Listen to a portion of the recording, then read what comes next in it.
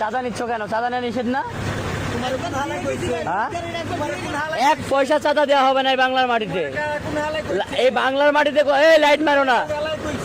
হ্যাঁ, তোমারে কে কইছে? তোমারে কে কইছে? এই বাপ তুলে পুলিশকে পুলিশকে পুলিশকে পুলিশকে পুলিশকে তুমি তুমি আমার চিনো? তুমি আমার চিনো? হ্যাঁ, তুমি চাঁদা নিবা? কিসের চাঁদা নিবা? এটা আই চিলিপটা দেখি, চিলিপটা দেন আমারে। এটা কিসের চাঁদা নিবা তুমি?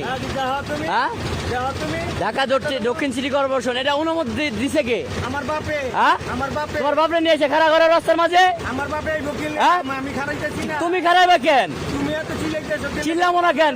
চাঁদা আছে কোন জায়গায় বাংলার মাটিতে? এত রাজা। কোন জায়গাতে আছে? কি নাম? হ্যাঁ, কি নাম? কোন জায়গাতে চাঁদা আছে? কি নাম? কি নাম?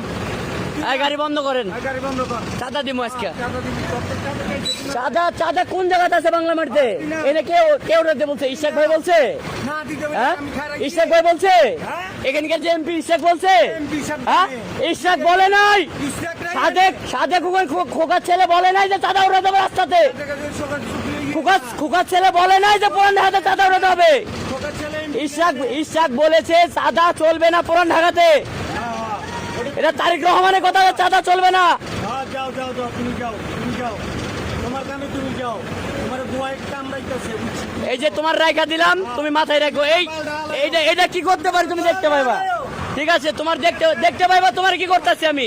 একটু ওয়েট করো, সীমিত সময়। আমি আমার পাল্টা হারাম। সময় 1 টাকা চাঁদা দিবেন না কোনো গাড়ি। আর ড্রাইভাররা চল দেন, ড্রাইভাররা খারাপ। হ্যাঁ, হ্যাঁ।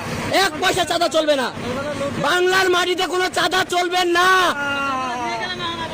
আমি তো কইলাম আমি তোমার একটা কথা, চাঁদা চলবে না বাংলার মাটিতে, একটা কথা বলে দিলাম।